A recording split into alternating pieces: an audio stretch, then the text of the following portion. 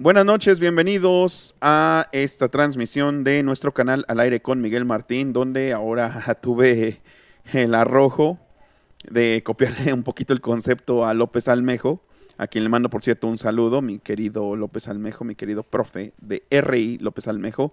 Y pues ahora quise titular este programa como tu profe de lingüística, para que aprendamos algunas cosas de una presentación que tengo preparada y aparte pues va a ser, yo digo que un viaje, así lo tengo planeado, que sea un viaje, que sea un recorrido por algunas cosas que pues nunca nos explican bien, porque como lo he dicho siempre, como les digo siempre a mis alumnos, pues es que el que te enseña español no sabe inglés y el que te enseña inglés no sabe español.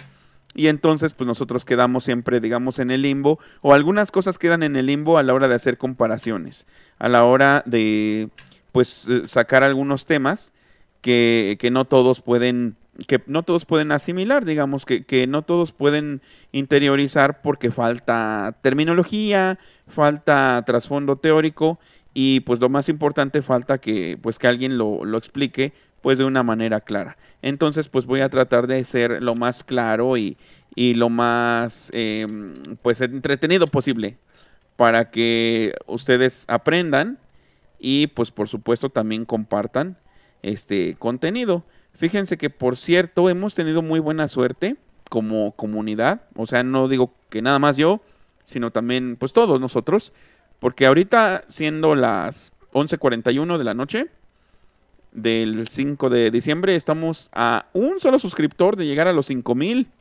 Imagínense, un solo suscriptor. Suscriptor. Ja, ya está me ando trabando. Entonces, pues aquí vamos a hacer lo posible y que ojalá de los nuevos que se han suscrito, pues entren y puedan aprender junto con todos nosotros, ¿no? Que para eso se hizo esta transmisión, para eso la he diseñado. Y aparte, pues ya ven que en el grupo de Telegram, pues la sometí a votación para ver qué era lo que les atraía más para esta noche. Y pues afortunadamente, digo afortunadamente porque pues sí, nos despegamos un poquito de los temas que tienen que ver con la política y que tienen que ver incluso con el periodismo, aunque he de decirles que si bien esto que voy a enseñarles, este campo de conocimiento en el que nos vamos a adentrar, me apasiona mucho, pues también es cierto que lo que me gustaría más en este momento, en este punto de mi vida, sería pues dar clases de periodismo, pero poco a poco, vámonos poco a poco. Este próximo año les informo que estoy determinado ya a iniciar la maestría en periodismo. Entonces, pues muchos espacios se van a abrir por muchos otros lados. Aparte, bueno, digo, si ya estoy ahí en Sin Censura, si ya me quieren en Sin Censura, sin maestría, pues yo creo que me van a querer más. Si ya me quieren en Regeneración sin maestría, pues igualmente me van a querer más. Y en muchos otros ámbitos, pero sobre todo en la academia. Es, digamos, que como que mi sueñito, como que mi asignatura pendiente, dar clases de periodismo. Y pues ni modo, tendré que hacer la maestría. Así que pues en eso vamos a andar el próximo año, para que vean que, permítanme. Por cierto, les presumo mi taza de los Caligaris que me regaló mi cuñado Mauricio. Y pues entonces en eso vamos a andar. Doy la bienvenida a quienes van llegando. Déjenme verlos aquí en el teléfono. Está Jen, muchas gracias Jen. Está mi querido Gato también, que pronto te voy a dar ahí un cúbolas para ir a recoger los pedidos y a ver qué sale, ¿no? Mientras estemos ahí. También Alejandro Bravo, muchas gracias. Mi querida Lidia Chávez, gracias Lidia. También ahí te contacto mañana o al rato, ya veremos. Fran Toyos, mi querido Fran, muchas gracias por andar aquí también. Y también Ina Plaza y Rubén, gracias por irse incorporando. No olviden compartir la transmisión, como afortunadamente muchos ya lo están haciendo en Twitter. Ya la compartió mi querido Pepe Fuentes, ya también la compartió Fran Toyos. Y aquí anda también mi querido amigo Jerry, que ya pronto nos vamos a ver también. Muchas gracias. Bueno, pues vamos a ocultar entonces esta parte, la portadita que hice, la miniatura, y vamos a dar paso a la presentación. Vamos a dar paso. Dice Rubén Flix, ya te di los 5,000, mil gracias. Eres el cliente número 5,000. Gracias. Gracias, Rubén Flix. Gracias. Y quédate, por favor, a la clase, que yo digo que va a estar buena. Y por supuesto que pueden ir haciendo preguntas, todas las preguntas y todas las dudas que tengan, me las van planteando por favor en el chat, que pues aquí queda evidenciado, ¿no? Y si se pueden responder entre ustedes, pues también estaría bien, pero si está dentro de mis posibilidades responder, pues también por supuesto que lo haré. Y Rubén Salcedo, y con nueva cuenta.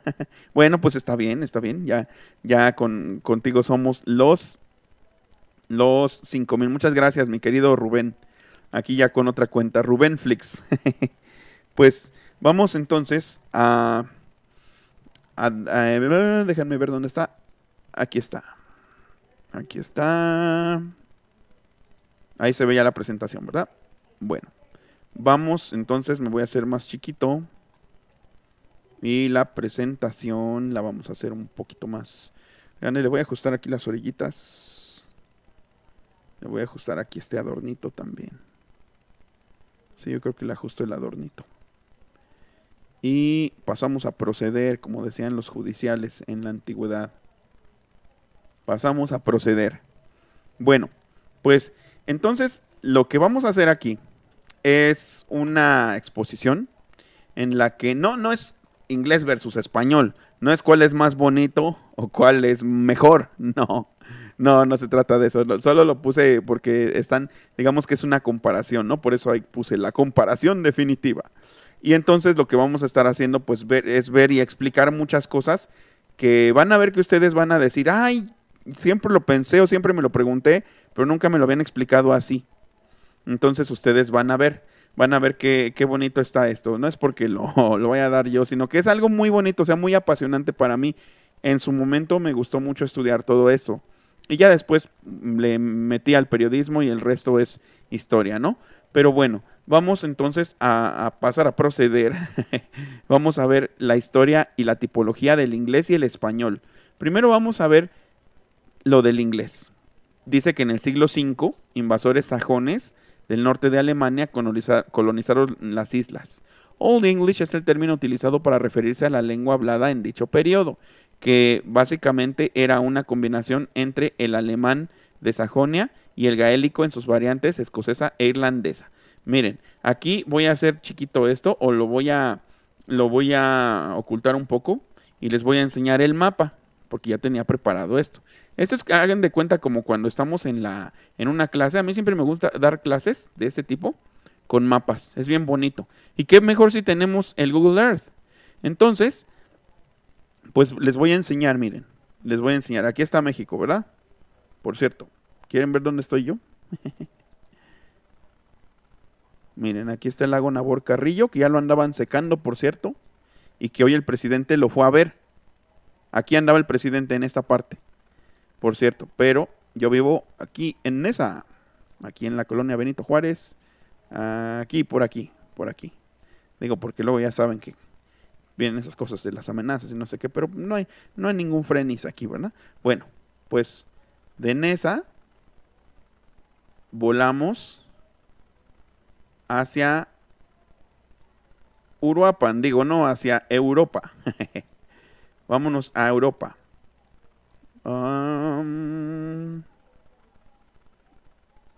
Es que ya la rueda del mouse está fallando, lo tengo que cambiar. Ahora.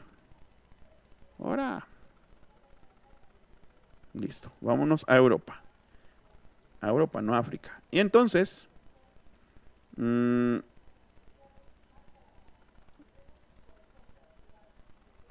ahí está, miren. Esta parte norte de Alemania,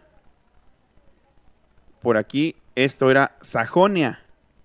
Y entonces la gente de esa parte colonizó, digamos que el sur de esto, que son las Islas Británicas, ¿no? Obviamente la Gran Bretaña, así está, y también Irlanda. En estos lugares se hablaba una lengua que ya se ha perdido y que se llamaba el gaélico. Dice Patricia Rodríguez de San Miguel de La Paz Pérez. Hola, mi profe. Muchas gracias. Muchas gracias, Patricia. Gracias por estar aquí. Comparte, por favor. Y toma asiento junto a tus compañeritos. También Claudia Morgado, bienvenida. Entonces, esta parte, en todo esto se hablaban muchas lenguas que eran minoritarias, que ya se han perdido, y les digo que ya no se habla tampoco, ya no se habla el gaélico, ni el gaélico escocés, que era de más al norte, ni el gaélico irlandés, ya no se hablan. ¿Por qué? Porque obviamente pues se perdieron, ¿no? Se fueron perdiendo en, en la bruma del tiempo, dice Pablo Córdoba. Por cierto, saludos y bienvenido. Saludos Martín, les recomiendo la lengua latina per se Illustrata de Hans Orberg, un método para aprender latín. De alguna manera me ha ayudado muchísimo con el grammar y no sé por qué. Pues porque son de la misma familia relativamente, ahorita vamos a ver un poco de eso. Por cierto, a ver, yo les hago una pregunta. Se dice que el latín, precisamente el latín, es una lengua muerta. Pero, por ejemplo, hay exámenes por ejemplo, exámenes profesionales en derecho de latín. O sea, más bien, de derecho hay hablados completamente en latín. El latín también se llega a hablar en algunas otras comunidades, a lo mejor de filología, digamos a comunidades académicas. El latín también se habla, por ejemplo, igual en el ámbito de la iglesia. Eli Barreras, saludos, bienvenida. Pero, a ver, díganme ustedes, alguien, a ver si tiene esta respuesta o lo tienen claro. Si el latín se sigue hablando en esos contextos, ¿por qué se considera una lengua muerta? A ver, ustedes me van diciendo mientras yo voy de nuevo viendo el mapa. Entonces, pues les decía que de aquí, del norte de Alemania, pues llegaron a colonizar aquí. Llegaron a colonizar. Por eso, vamos a ver un poquito por qué se le llama anglosajón. Digamos, se le llama anglosajona a esa tradición. O a lo inglés, a lo que tiene que ver con el inglés, se le llama anglosajón. Bueno, ya tenemos una parte que era Sajonia, ¿no? Este era el reino de Sajonia. Ya tenemos una parte de la respuesta. Pero lo de anglo, ¿saben de dónde viene lo de anglo?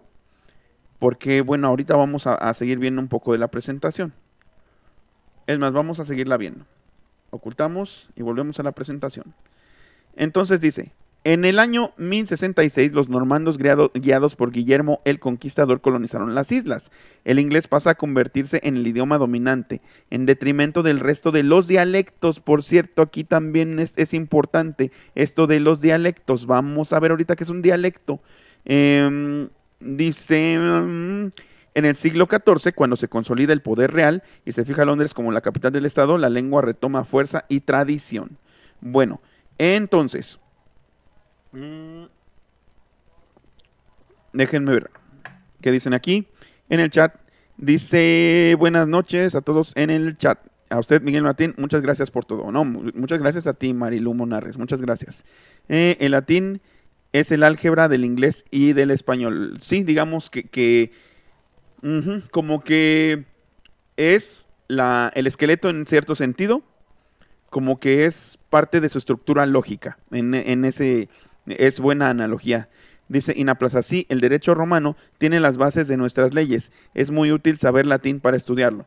Pero no me han respondido la pregunta. Les pregunté que si el latín todavía se puede hablar en ciertos círculos, ¿por qué se le considera lengua muerta? Bueno, entonces, seguimos con esto. Estas personas, digamos, en ese momento, para antes del año 1066, antes de que los normandos, que son franceses, porque volvemos a la otra, ocultamos, enseñamos, volvemos a la otra presentación, o más bien, perdón, a la ventana de Google Earth.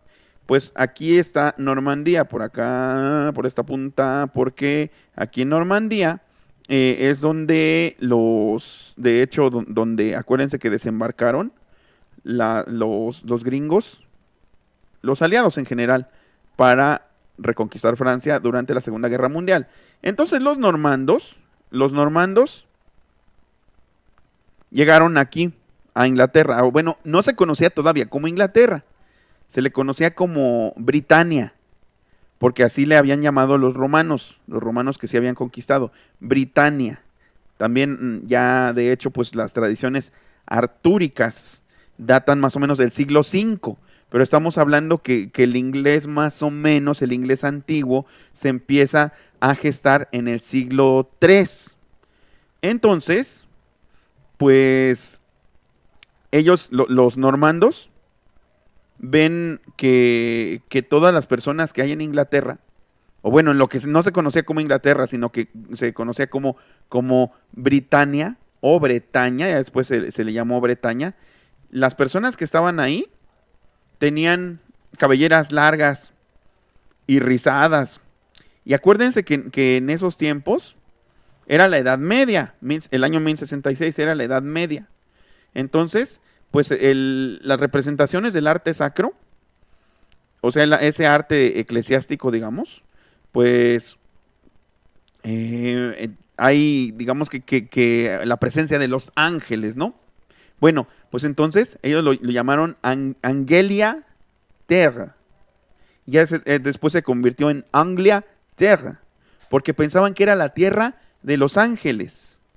Entonces ya después eso lo tomaron con agrado y ya saben que land es tierra en inglés, entonces lo llamaron England. Y nosotros lo conocemos con esa morfología del latín que era Inglaterra. Y así se quedó. Dice, habría que ver, dice Patricia Rodríguez, habría que ver cuáles criterios se aplican para considerar el latín una lengua muerta. En mi opinión, no está muerta, se regenera en la ciencia permanentemente, dice Pablo Córdoba. Sí hay hablantes, pero no son nativos, exacto. Ese es el criterio, Patricia. Sí hay hablantes de latín, pero no son hablantes nativos. Para que una lengua esté viva, tiene que haber un bebé que su primera lengua sea el latín, por ejemplo, sea esa. Por ejemplo, en el español, que nosotros, pues, nacemos y después nos vamos, digamos, desarrollando, pero escuchamos. Nosotros no aprendemos español, lo adquirimos. Porque en los primeros años, en los primeros de los casi de los 0 a los 7, estamos en un periodo en que nuestras conexiones sinápticas, bueno, nuestras sinapsis, nuestras conexiones entre neuronas, los puentes eléctricos entre las neuronas, están diseñados para que nosotros adquiramos un idioma. Es más, al grado de que, por ejemplo, ustedes saben esa historia, ¿no? De Rudyard Kipling, del libro de la selva, la de Mowgli, ¿no? Que Mowgli, pues, se pierde en la selva y entonces es criado por lobos. Bueno, pues Mowgli en realidad ya no hubiera aprendido una lengua humana. Y de hecho ha pasado, hubo 2 niños que eran los niños lobos, precisamente de la India, y lo que sucedió fue que se perdieron de chicos, los criaron los lobos, pero ellos aprendieron a andar en 2 patas y aparte solo a comunicarse en el código de gruñidos y aullidos de los lobos, pero ya no pudieron aprender lenguas humanas y luego hasta se murieron. Y también, bueno, eso igual porque después volveremos a la India un poco más adelante, pero es que la India tiene unos territorios muy, muy muy variados, o sea, tiene desiertos, tiene selvas, tiene planicies, tiene bosques, entonces es muy variado digamos, el panorama que hay en la India e igualmente la cantidad de lenguas que tiene, muchísimo, muchísimo. Entonces, pues volviendo acá, sí, por eso lo de la Gran Bretaña, porque ellos se consideraban bretones. De hecho, cuando esas leyendas del rey Arturo, que aproximadamente son del siglo V, del tiempo del que datan, las leyendas del rey Arturo, pues realmente no se le llamaba Inglaterra, se le llamaba Britania, por eso son los bretones, pero ya después se le llamó Inglaterra, o sea, England, la tierra de los ángeles. Y exacto, entonces misterio resuelto. Cuando una lengua no es hablada por una comunidad de manera natural, digamos, si ya nadie pide las tortillas en latín, de manera natural, si ya 2 compadres o 2 amigos se encuentran en la calle y ya no se saludan en latín, ya no es una lengua viva. Ya no hay una comunidad que la hable, ya no hay una comunidad que tenga sus señalamientos de la calle en latín, que tenga sus libros de texto en latín, Y entonces, por eso es que ya no es una lengua viva, es una lengua muerta. Entonces, volvemos a la presentación. Y finalmente, pues el inglés se va consolidando. Y este es un hecho muy importante en el que vamos a reparar un poquito más adelante porque es interesante. Un diccionario de español tiene alrededor de 75,000 entradas, más o menos. Se dice que el inglés antiguo, pues digamos ya pasando casi al inglés medio, en el inglés medio estamos hablando de la Edad Media. Ya casi, Eli Barreras, dice, muchas gracias, qué tema tan interesante. No, gracias a ti. Digo, más bien tú no estás diciendo muchas gracias, lo digo yo.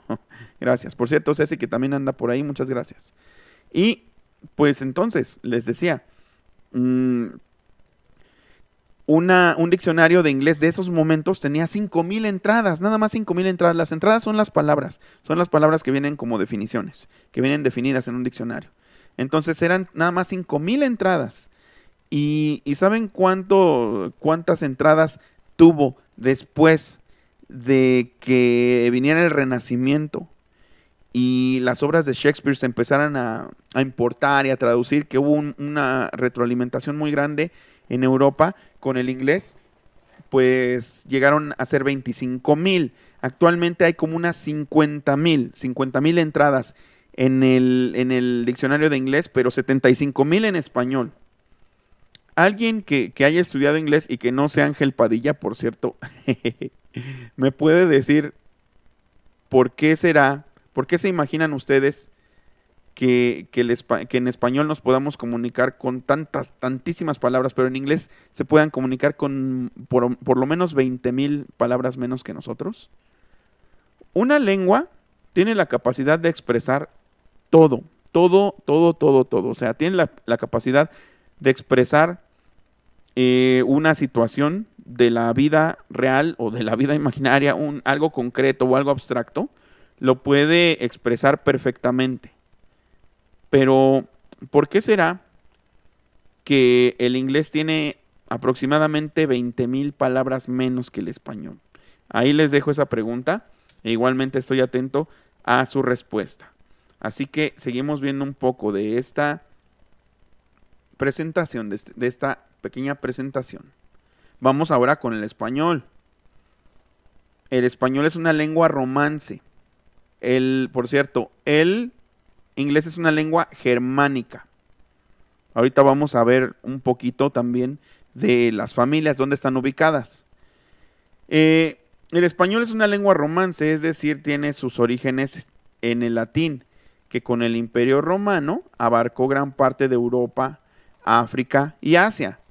Y como toda lengua fue evolucionando a través de los siglos. Es así que en España se formaron diferentes dialectos en cada región, hasta que lentamente el castellano tuvo su cuna en Castilla precisamente, fue ganando la supremacía sobre los demás. Bueno, y otra pregunta. A ver, ¿saben ustedes qué es un dialecto? Por supuesto que han oído el término, pero ¿me pueden decir qué es un dialecto? Ya tenemos dos preguntas que espero me puedan responder, espero tengan una hipótesis para ellas. Recuerden, estamos en una clase. Entonces, la primera pregunta es, ¿por qué creen ustedes que el inglés se puede comunicar perfectamente, pero tiene 20,000 palabras menos que el español? Y la segunda, ¿qué es un dialecto?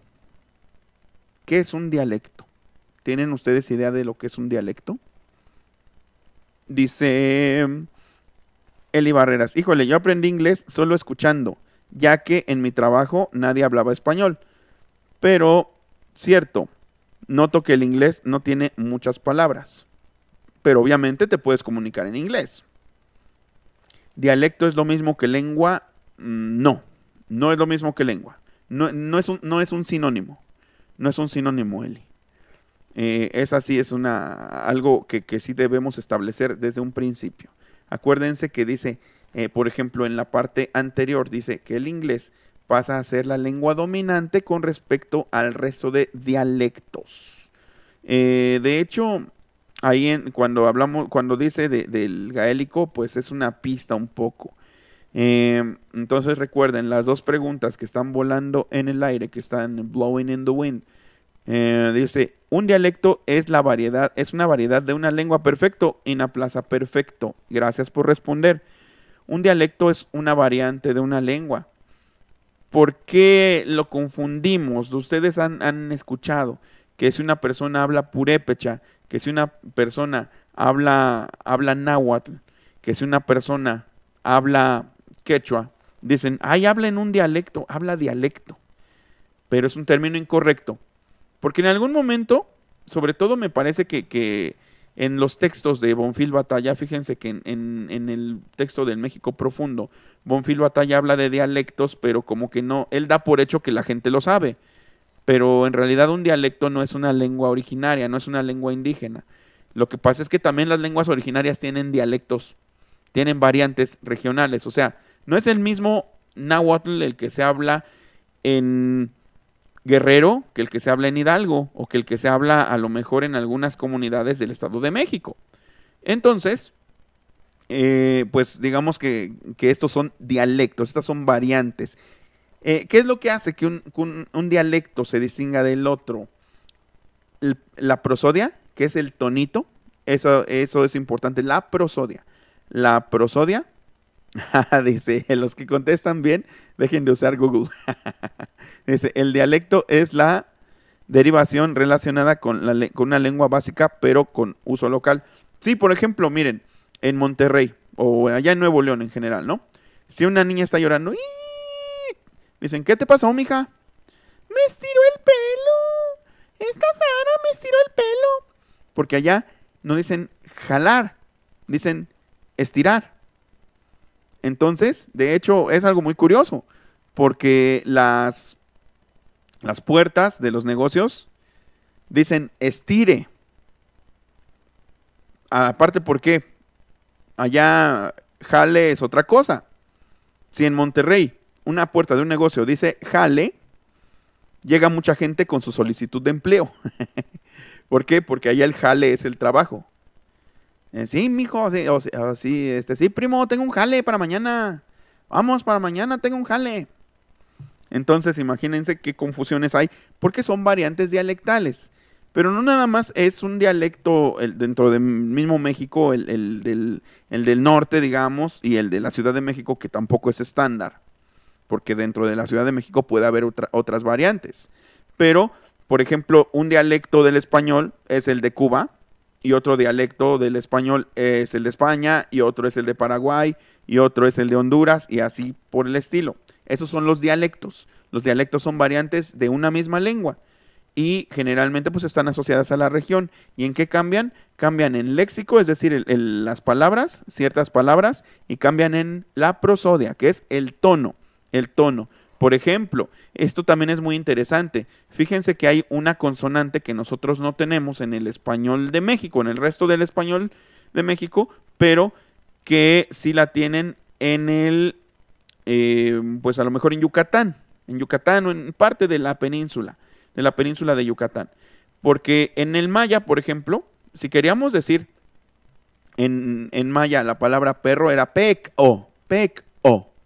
Si queríamos decir el dios del sol era Kukulcán.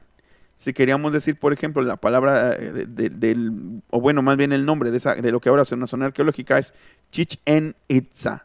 Entonces, eso que estoy haciendo aquí en la glotis es un musculito que tenemos abajo, así, A, E, I. Para nosotros es nada más como que hacer eso, ¿no? Pero para los mayas es una consonante. Entonces, por eso es que así hablan los yucatecos, porque se les quedó la consonante glotal del maya y ellos la pronuncian inconscientemente, pero dentro del español. Es algo muy interesante. Es muy, muy interesante. Entonces ese es otro dialecto del español. Pero también hay sociolectos. Los sociolectos ya no tienen que ver con las regiones, sino que tienen que ver con los estratos sociales. ¿Por qué? Porque, por ejemplo, un sociolecto del mismo español puede ser el que hablan, no sé, en la Condesa, que hablan en la Roma o que hablan en Coyoacán güey, o sea, yo me siento literal me siento muy abrumado porque pues está llegando mucha gente, ¿no? Y quiero que llegue más. O sea, güey, no lo aguanto. Ese es un sociolecto. Y otro sociolecto, por ejemplo, aquí en Nesa, sería, a ver, déjenme preparar el aparato fonador. Al chile, sí, mijo, te pasaste de lanza. Al chile, la neta, lo que es de huevos te pasaste de lanza, mijo. Porque pues, ahora sí que, pues, ¿qué le vas a dar al pobre ruco al chile? No te pasaste de lanza, mijo. Ahora, cómprale una cobija siquiera. Ese es otro sociolecto. ¿Por qué? Porque son variantes de la misma lengua que también difieren en prosodia, es decir, en el tono, y también difieren en el léxico, es decir, en las palabras, pero ya no por una cuestión regional, sino por una cuestión social. O, por ejemplo, existe otra variante que es el idiolecto. Y el idiolecto es ya la forma de hablar particular de cada quien. Por ejemplo, yo tomé un curso de lingüística comparada en línea, pero por parte de la Universidad de Barcelona. Y ahí nos enseñaron, por ejemplo, algo muy interesante, como el libro del Guardián entre el Centeno, The Catcher in the Rye, es muy idiolectal. ¿Por qué? Porque el personaje Holden Caulfield es el que relata todo. Es el que relata todo y tiene sus propias muletillas, tiene su propia forma de hablar particular, su propia forma de referirse a las cosas. Entonces, hicimos una comparación entre la versión original en inglés, entre la versión original, perdón, la primera adaptación, la primera traducción que hubo, que fue argentina, y la siguiente adaptación que fue española. Entonces vimos esas tres variantes y vimos el idiolecto del personaje que había construido J.D. Salinger, y pues fue muy interesante también ver las variantes que hay de ese propio idiolecto, o sea, de su propia forma de hablar, que está pues plasmado en distintos idiomas. Por cierto, es interesante porque nosotros ahora en la vida pública de México ya tenemos mucho del idiolecto del presidente. Machuchón, ¿qué más?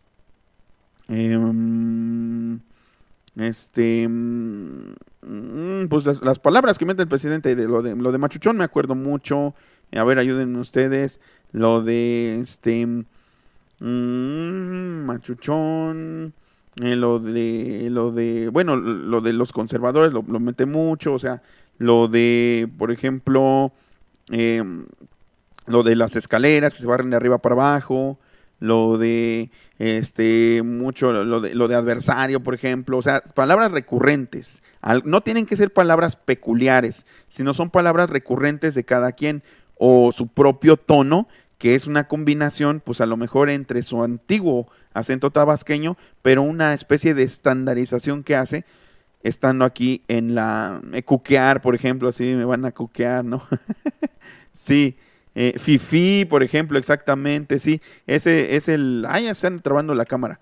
Pero ese es el idiolecto del presidente. Y mucha gente, pues, lo tiene la comida del tamal, ese, chayotes, sí, los chayoteros. Sí, sí, exacto. Entonces, pues, todo es me canso ganso. Ese es el idiolecto del presidente. Ahora pregúntense cuál es el idiolecto de cada quien de ustedes. Pregúntense cuál es su idiolecto. Bueno, pues ese idiolecto es la forma particular que los define. Entonces tenemos 3 tipos de variaciones. Exacto, Pasquín tiene un friego. Lo que pasa es que aquí se me nubló de repente el panorama, pero sí, así funciona. Entonces fíjense que es interesante cómo muchos estamos, o mucha gente está, digamos, abriéndose a la politización, pero a través del idiolecto del presidente, porque es su forma particularísima de hablar, que él la ha desarrollado, y ahora se vuelve mainstream, porque antes de que él tuviera las mañaneras, poca gente utilizaba sus términos, pero ahora muchos los utilizan. Y se vuelve, a lo mejor, se vuelve ya un dialecto, pero no un idioma. No se puede volver un idioma porque seguimos teniendo las mismas preposiciones, en general muchos verbos que son igualitos, o sea, la misma estructura. ¿Qué me decía aquí mi querido Fran Toyos? Déjenme ver. Decía, un factor de él porque hay más palabras en español es porque el inglés es más monosílabo. Bueno, hay más monosílabos, perdón. Sí, es más monosilábico, pero también hay otra cuestión que ahorita la vamos a ver ilustrada. Vamos a ver también, dice aquí, es que me ponían, dice, Historia de México Profundo, una civilización negada del maestro Guillermo Bonfil Batalla, buenísimo y muy recomendable, exactamente. De hecho, la otra vez igual en Izquierda de Nacimiento, ahí con Rocío e Ivonne lo reseñamos, el gran libro de Guillermo Bonfil Batalla. Según el perro es la pedrada, uso muchos dichos, dices tú, Patricia Rodríguez. Sí, y yo también utilizo muchas palabras muy, muy particulares mías, que a lo mejor yo voy agarrando de muchos lados y las adopto. Por ejemplo, yo digo mucho, ay, ahora llegó bien ciguato, pobrecillo. Sí se ve que anda bien ciguato. Que pues es así como andar tontín, ¿no? Es un término cubano. Es un término cubano. Porque yo oigo mucho la tremenda corte. Entonces luego se me pegan ahí alguno que otro término. Mi hermano, por ejemplo, durante mucho tiempo, no se oye, se fue la señal. A ver. Díganme ustedes. Porque yo aquí sí me oigo. Díganme si se oye o no se oye, si se ve o no se ve, si sigue vigente la transmisión. Ustedes me dicen, ¿no se oye? ¿Ya? Bueno, no espanten. Bueno, entonces, pues vamos a seguir. ¿Se fue otra vez? ¿En serio? ¿No se oye? ¿Sí o no? Ustedes díganme. ¿Sí? Bueno. No ha habido cortes, ¿verdad? Bueno. A ver. Pues vamos a seguir entonces. Vamos a seguir. Bueno, permítanme tantitito. Nada más déjenme ver. Bueno, ya. Está bien. Entonces, pues continuando con eso, o más bien hasta ahorita, ¿alguna duda? ¿Alguna otra pregunta? ¿Se va entendiendo bien lo que estamos hasta ahora explicando? Ustedes me dicen. ¿Se va entendiendo bien? Vamos a ver un poco. Gracias, dice Ina Plaza, se escucha fuerte y claro. Vamos a ver un poquito ahora de esta otra parte de la lengua española. Dice, las lenguas previas a los dialectos del latín. ¿Saben por qué aquí me gusta remarcar esa parte de los dialectos del latín? Porque es bien interesante ponerlo aquí en perspectiva de ciertas cosas que pasan en la actualidad. Déjenme poner otra vez el Google Earth. Ahí estamos. No hay dudas entonces, ¿verdad? No hay dudas ni preguntas hasta ahora. Todo bien, dicen, ¿todo bien? Perfecto, muchas gracias. Bueno, vamos entonces a ver esta parte, porque fíjense, en España había un friego de tribus o de grupos étnicos. Estaban los íberos, los celtíberos, los visigodos, estaban también hasta un poco de griegos por acá, estaban los tartesos, estaban los acá en Galicia, los celtas, también un poco acá, eran de tradición céltica también, los vascos. Entonces, pues en toda esta zona había distintas etnias y cada una de ellas pues tenía su propia lengua. Conquista Roma desde por lo menos el siglo III antes de Cristo. El Imperio Romano conquista la península ibérica y aquí pues se empieza a combinar el latín en cada región de una manera pues peculiar y particular. Con algunas de las lenguas antiguas que había ahí, se combina de mejor forma que con otras. Por ejemplo, sí, exacto, los asturianos también son de origen celta, sí, sí, sí. Y de hecho todavía se llega a hablar un poquito de asturiano, que es más o menos es esta región. Y hay, creo que algunos por allá dicen Galicia y Asturias son de un pájaro las dos alas, dicen por allá. Entonces, mm, no, los cátaros no eran una etnia, mi querido Fran Toyos. Los cátaros eran los albigenses, eran una, eran una especie de escisión, como si estuvieran fundando una nueva religión donde, por ejemplo, lo que se consideraba la Santa Cruz, ellos decían que no la querían ver ni en pintura porque era un instrumento de tortura romano. Ellos se les decía, cátaros significaba los hombres buenos, pero todos ellos los quemaron en la Edad Media. Bueno, no bien como por el siglo XIII, XIV, los quemaron a todos, pero que ellos los quemaron y bueno, los sentenciaron a muerte a todos los cátaros, pero eran los monjes y también eran niños y mujeres. Y, y ellos se fueron cantando solitos por su propia voluntad hacia la hoguera. Y bueno, pues entonces les digo, se, se combinó el latín con varias lenguas de por acá. Se combinó mucho, pero era el latín vulgar, porque el famoso latín culto solo era para los escritos o solo se utilizaba para los contextos, digamos, de la monarquía, bueno, o parlamentarios, o bien pues ya después de lo religioso, ¿no? Pero, pues era el latín vulgar, el latín que hablaba todo mundo. Se empezó a combinar con las lenguas de esta región, fenicios, también había fenicios. Y entonces, pues así realmente fueron surgiendo diversas lenguas que estaban emparentadas en distintos grados. Por decir, aquí en Galicia, el gallego, acá en Portugal, pues el portugués, acá en el centro de España, que es básicamente pues donde está Madrid, pues que era el reino de Castilla, pues ahí el castellano, pero acá abajo, por ejemplo, pues también acá el extremeño, acá en Extremadura, y acá, por ejemplo, pues el catalán, de este lado, el catalán, y el catalán también en la zona de Valencia, pero ahí al catalán se le llama el valenciano. Y donde no se pudo combinar el latín fue aquí en la zona vasca, en la zona donde se habla el idioma llamado euskera o vasco, que es el País Vasco, y son dos regiones autónomas. Una es toda esta parte que es el País Vasco, y la otra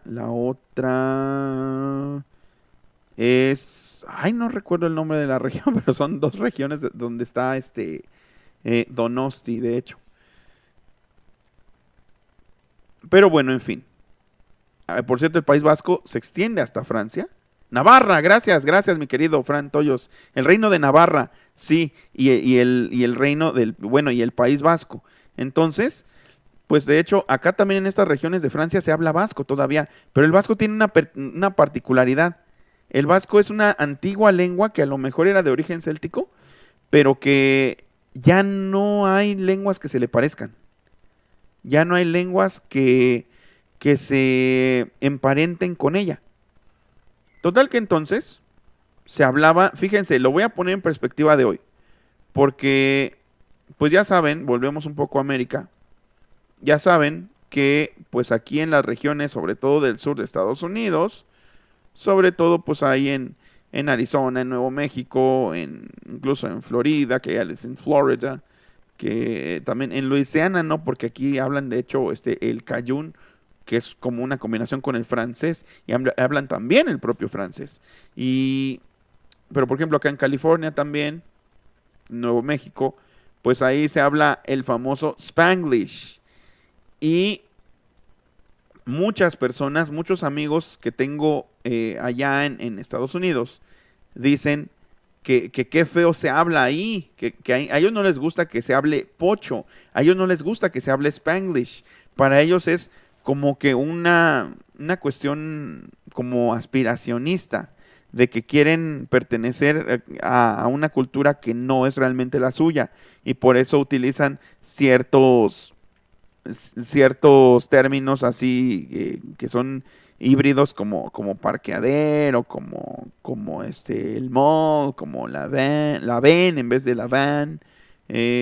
Utilizan ciertas cosas, incluso como lo están haciendo ahora muchos jóvenes, ¿no? O muchas personas que están muy involucradas en las redes sociales, que dicen algo así como stalkear, ¿no? Stalkear, el verbo stalkear es pues andar checando lo que hace una persona, su actividad, digamos, en, en redes sociales, pero en realidad pues es stalk, significa acechar en inglés. Entonces esas personas dicen, qué feo hablan los pochos, qué feo eso del Spanglish, qué feo eso de andar combinando el inglés y el español.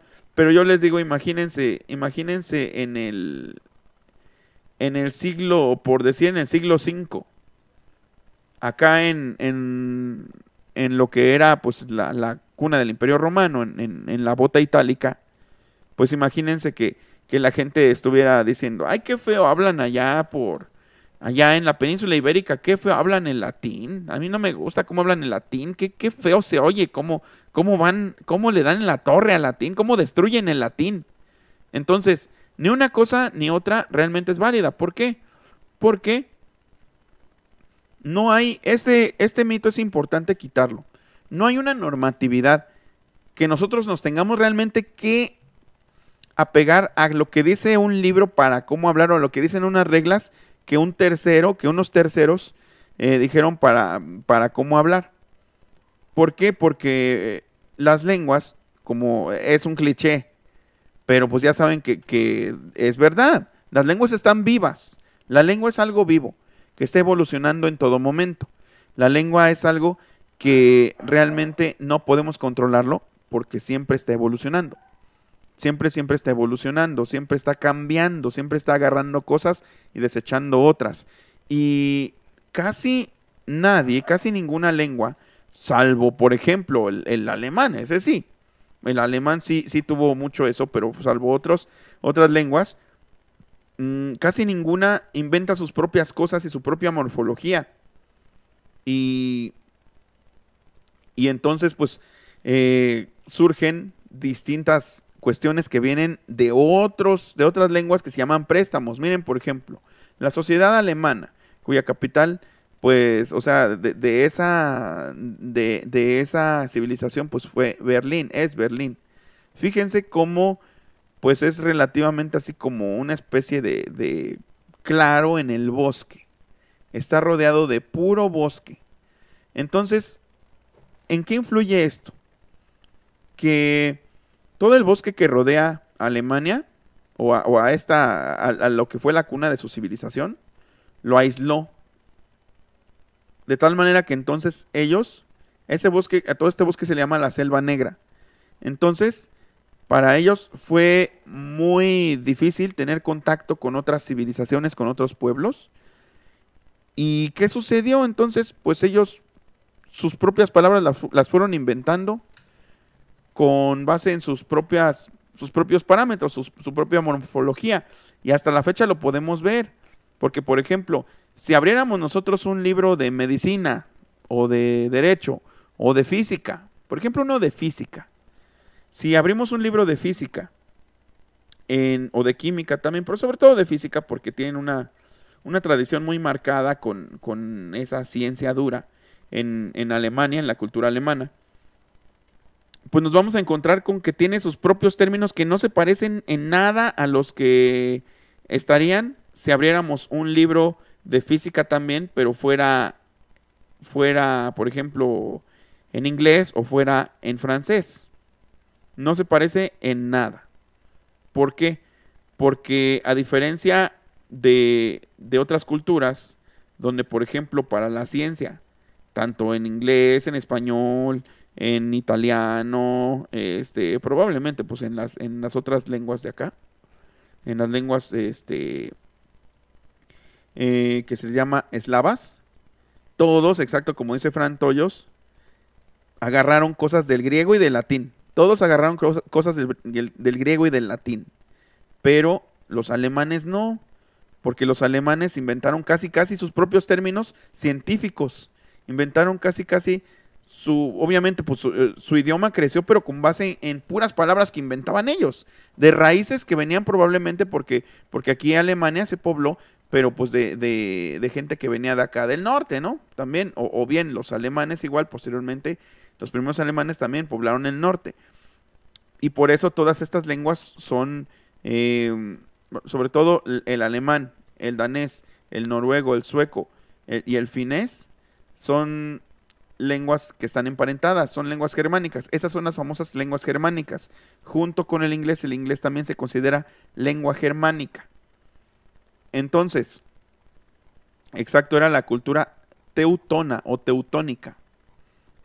Y entonces, por ejemplo, para que se den una idea, mientras cambio social se diría, digo porque es una palabra que me aprendí una vez, mientras la palabra cambio o el término cambio social en inglés se diría social change, que es casi lo mismo porque viene de raíces griegas y latinas, en alemán se dice Weltanschauung, que no tiene nada que ver con esa morfología.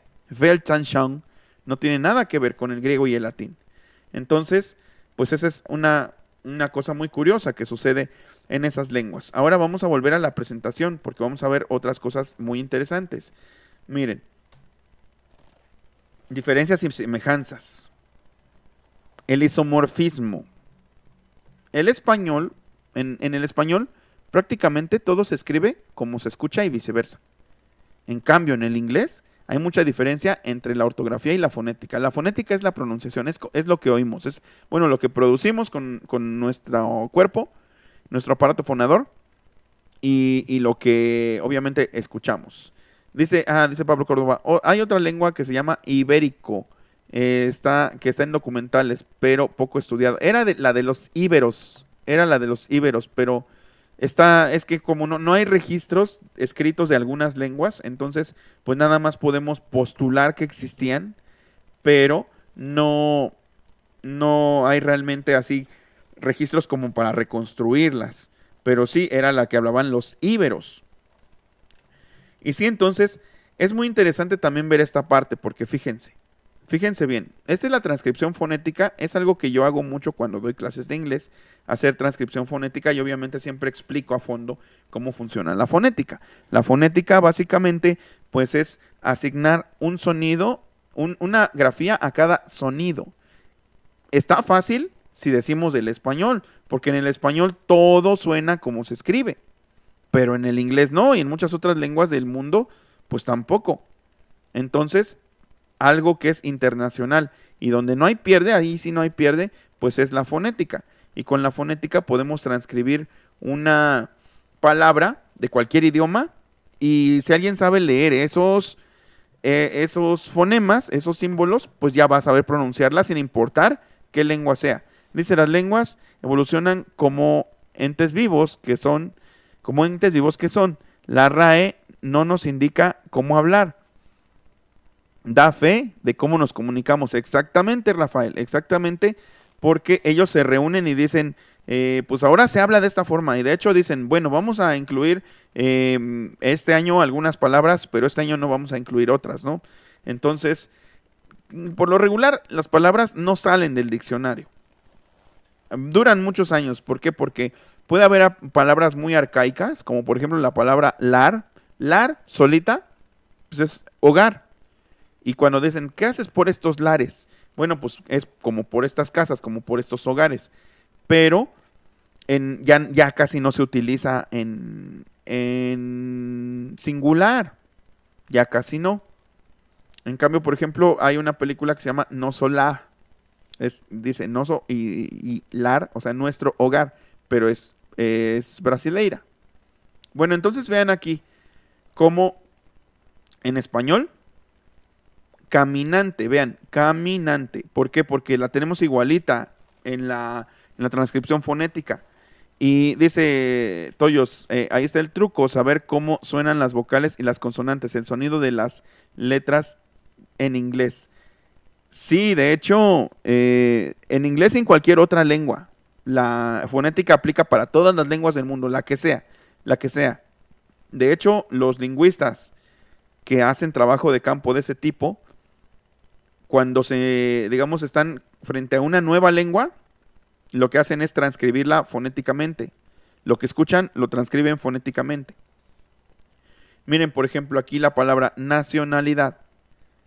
Está igualita, nada más que la última D es interdental, nacionalidad. Luego, introspección.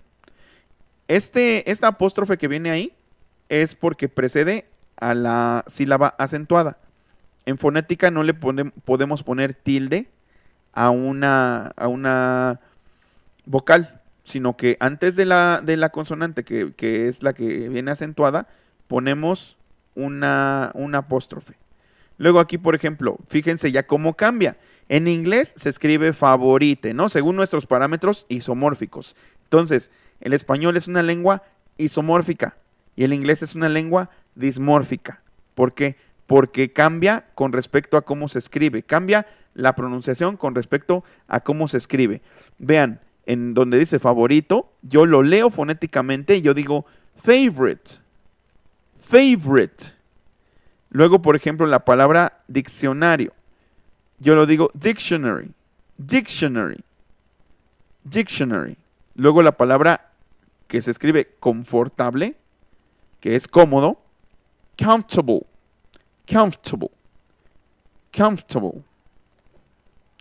Y entonces dice aquí Eli Barreras, ¿por qué cuesta trabajo hablar en inglés? ¿Por qué cuesta trabajo hablar el inglés que entenderlo? Es mi caso.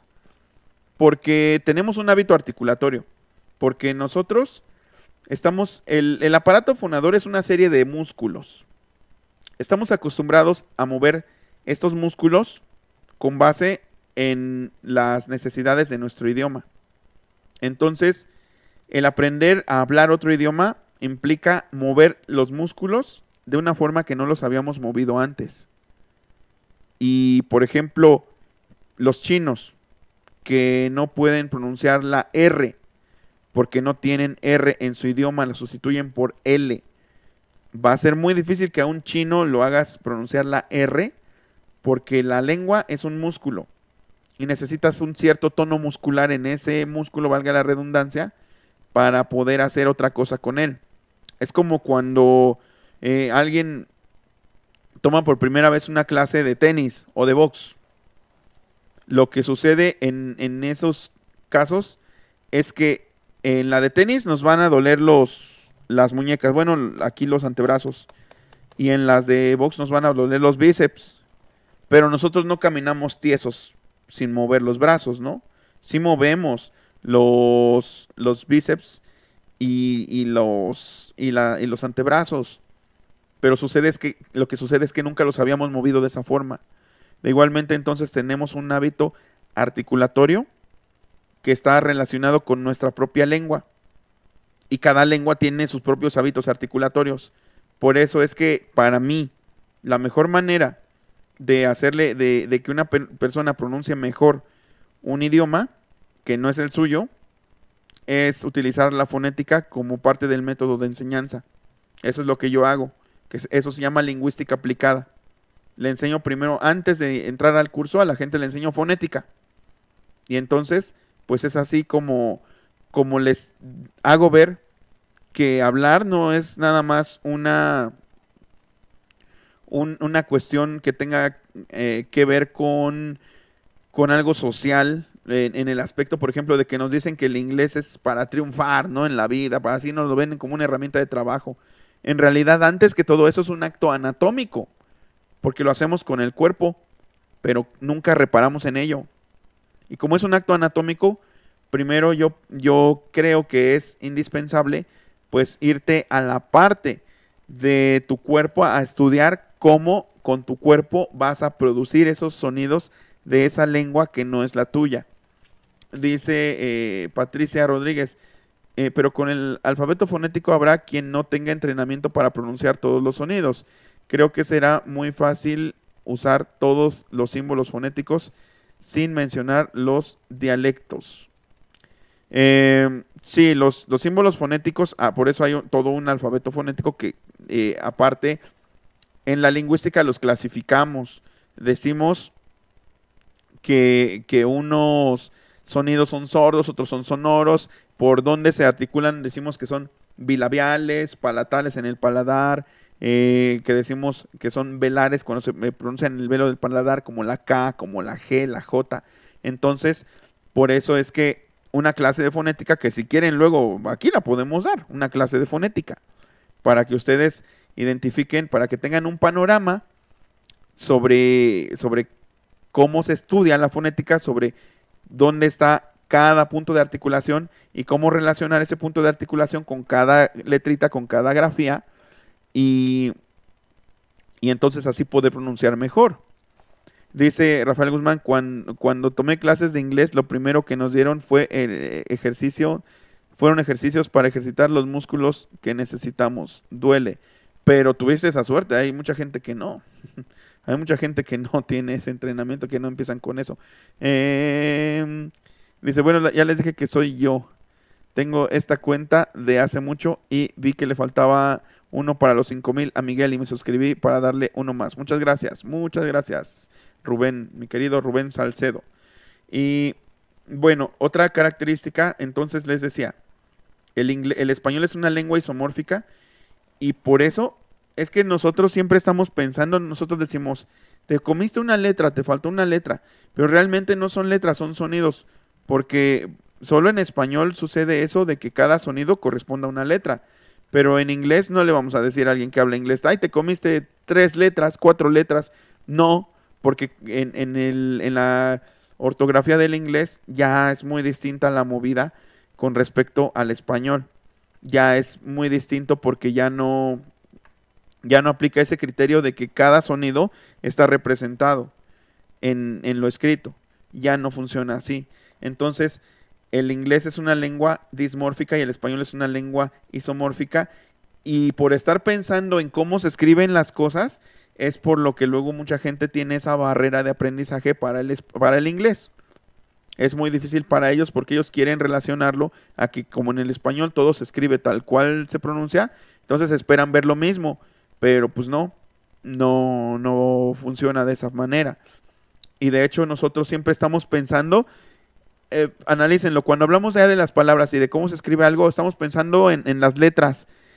Alguien habla y como que pensamos en las letras. Pero yo lo que les digo, no, es que nada más váyanse al puro sonido. Escuchen y desarrollen el oído para decir cosas como favorite, dictionary, countable. Y no es lo mismo digamos, pues estar escuchando, o nada más escuchando, pero ya con el previo entrenamiento pues digamos, de la fonética, que nada más aventarnos así.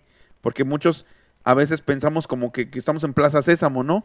Como que van a salir volando las letras mientras hablamos, ¿no? O como en los códices aztecas, que hablamos y sale así el caracolito, ¿no? De la palabra, pero en realidad las palabras por sí mismas o la lengua por sí misma podría no requerir del soporte escrito, porque hay muchas lenguas que no tienen escritura, son las lenguas ágrafas, no tienen escritura. Bienvenido, Ricardo Pérez, dice, perdón por llegar tarde, andaba con tu profe de RI. Bueno, pues bienvenido aquí con tu profe de lingüística.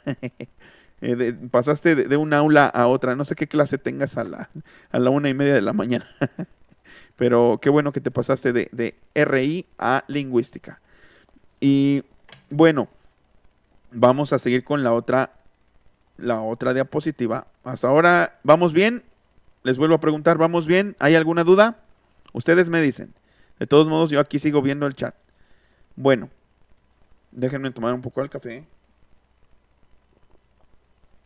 Ay, hijo, ya se enfrió. Bueno, en cuanto a morfología, en cuanto a la forma en que ambas lenguas elaboran una frase compuesta por sujeto y predicado, el español puede tener palabras que dentro de sí mismo, o dentro de sí mismas, más bien, perdón, ahí se me fue, contienen al sujeto y al verbo conjugado. En cambio, en cambio, el inglés expresa estos conceptos con palabras aisladas. Miren, por ejemplo, en estos ejemplos precisamente, tenemos, aquí había quedado mucho. Gracias, Eli Barrera, gracias. Todo bien, dices, gracias. Aquí tenemos estos ejemplos. Vean, en español, lo que dice correremos, decimos correremos, en inglés son 3 palabras. ¿Ya vieron? En inglés es we will run. Luego, huiríamos. En español es huiríamos. Y en inglés decimos we would run away. ¿Por qué? Porque en español podemos meter todo dentro de una misma palabra. Toda la predicación, se le llama predicación a cuando conjugamos un verbo. Entonces, la información que tenemos aquí aislada en inglés son el mínimo, lo mínimo que necesitamos, que son el sujeto y el predicado. Y también el tiempo verbal, obviamente. El predicado es el verbo con tiempo verbal. Y el sujeto, pues es la persona que hace ese verbo, que ejerce ese verbo, que va a hacer esa acción. Correremos. We will run. We es nosotros. Will es el futuro. Y run es el verbo correr. Y en español lo estamos metiendo todo en una sola palabra. Luego, por ejemplo, huiríamos. We would run away. Esto es interesante porque aparte, en español nada más es una sola palabra para cada verbo. Pero en inglés ya saben que ese es, de hecho, con esto vamos a responder una pregunta que hice desde hace rato. ¿Por qué son menos palabras en inglés? Pues es que en inglés componen una noción que se vuelve una frase verbal, vuelve un nuevo verbo, la componen con 2 palabras. O por ejemplo, vean esta, cántamela. En español es cántamela. Y en inglés es sing it to me. Sing it to me. Cántamela. Es la... hijo, ya lo fregué. Aquí está. Esperen. Entonces, vean cómo todo lo metemos nosotros en una sola palabra o tratamos de meterlo en menos palabras para expresarnos. Y en inglés son palabras, como dice Toyos, muy bien apuntado. Son monosilábicas, muchas de esas palabras, pero son más palabras para expresarnos en inglés que en el español en ese sentido. O sea, usamos más palabras en una frase, pero son palabras más cortas. Y en español metemos todo en una. Por eso el español es una lengua aglutinante, el inglés es una lengua aislante. Que give it to me es dámelo, exacto. Por ejemplo, como nos pone aquí Fran, give it to me es dámelo. Entonces, todo lo que ahí tenemos hasta, fíjense, en el imperativo, que es give it to me o sing it to me, tenemos no nada más el sujeto y el tiempo verbal y el verbo, sino también tenemos el objeto directo, que soy yo. El objeto directo es a quien le haces esa acción, o el verbo perdón, la entidad que recibe esa acción. O sea, cantar, ¿a quién? A mí. Darlo, ¿a quién? A mí. Y ese mí, ese yo, es el objeto directo. Entonces, por eso es que realmente hay una diferencia muy grande en cuanto a morfología. La morfología es la forma de las palabras. La forma de las palabras. Entonces, pues, aquí está esa otra diferencia que hay entre el inglés y el español. El español, lengua aglutinante, porque trata de meter todo en una palabra, y el inglés es lengua aislante porque no es que trate o no trate, sino que su naturaleza es ser un poco más transparente, porque en el español, y lo saben quienes conocen a personas que el español no es su lengua materna, que es mucho más difícil de aprender para quienes vienen de otras culturas de lo que para nosotros es el inglés. El inglés lo entendemos más fácil porque sabemos diferenciar, sabemos reconocer todos estos elementos como de we will run o we would run away, lo sabemos reconocer más fácil. Por eso de hecho hay esos como que disquitos o listas o tablas de verbos, pero en español no podríamos hacer tan fácil una tabla de verbos o un disco de verbos, así donde le cambiemos y ya tengamos una nueva conjugación, porque pues tendemos mucho a hacer esto, a meterlo todo en una sola palabra. Así es la naturaleza de nuestra lengua. Otro aspecto, fíjense que interesante, es por ejemplo el desdoblamiento entre todos y todas. Pero realmente pues hay una cosa que es una circunstancia que no es una condición hegemónica. O sea, hay personas que dicen todos y todas partiendo de la hipótesis de que un grupúsculo de machos se puso a decir, ahora vamos a hacer que el plural del español sea todos, y se friegan, y todavía se reían con una risa malvada. ¡Ah! Pero no, es solo una circunstancia. Con decir todos, estamos incluyendo a hombres y mujeres, y pues así es la lengua. No, una minoría, digamos, no la va a cambiar, y aparte, la violencia contra la mujer no se va a cambiar a partir de modificar el idioma, porque entonces podríamos caer en una falacia, y podríamos también caer en decir, en no atender otros aspectos, y a lo mejor centrarnos nada más en quedar bien con el lenguaje. Así que dice Ricardo Pérez, me platicaba un joven de náhuatl nativo que era más fácil para el inglés que el español. Sí, exactamente, el español es una lengua muy traicionera, porque por ejemplo, a ver, escríbanme en el chat, ¿cómo se dice la palabra,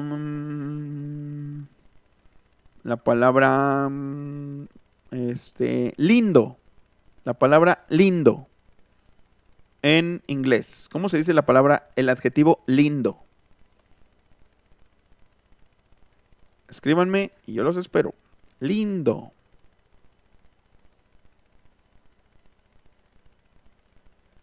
¿Cómo se dice lindo en inglés? A ver, mientras dice, allá no hay babosada del lenguaje inclusivo. Por cierto, de aquellos que tanto presumen y se ponen de rodillas con los gabachos. Exacto, sí. Ay, María Escobar, qué bueno que participas, gracias. Bueno, puede ser pretty, puede ser cute, puede ser... No, beautiful es bello, es bello.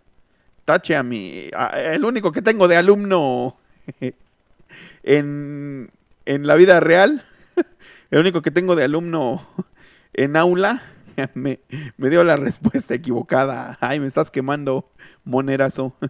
Nice, a ver, por ejemplo, vamos a tomarlo con nice, ¿no? Nice, cute. Cute, es que cute es más como bonito. Pretty también es más como bonito. Nice, vamos a tomarlo con nice. Bonito. Nice, o lindo, lindo, vamos a decir lindo, nice. ¿Y cómo se dice linda? También se dice nice.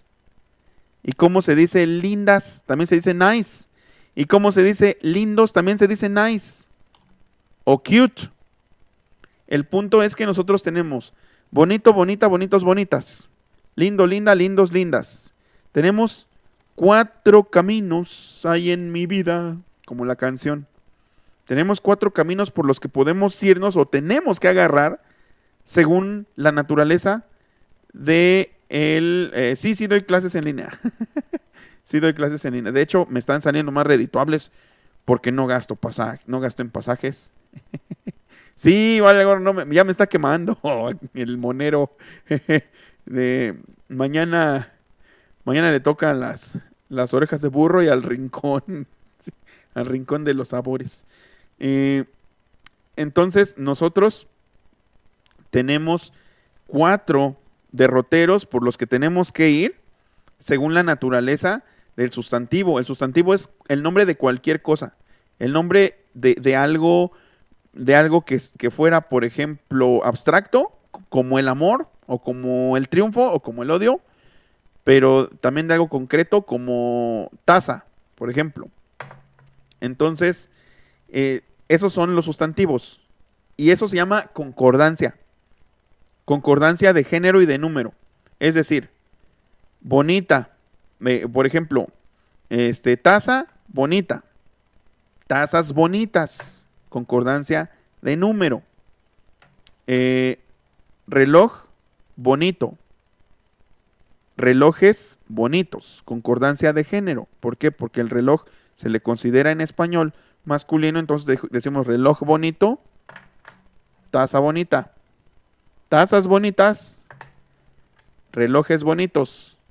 Si cambia el sustantivo, cambia el adjetivo en español, pero no en inglés. Porque, por ejemplo, yo puedo decir beautiful cup o nice cup, nice watch. Nice cups, plural. Nice watches. No hay concordancia de género y número en inglés. En español sí. Y es una friega para los que no hablaban español y lo tienen que hablar, lo tienen que aprender. Esa es una de las grandes diferencias, por si no se lo habían preguntado. Ahora también en léxico. Esto responde a la pregunta que les había hecho a algunos minutos antes, de por qué son menos palabras en los diccionarios de inglés que en los de español. Porque fíjense en este esquema que preparé.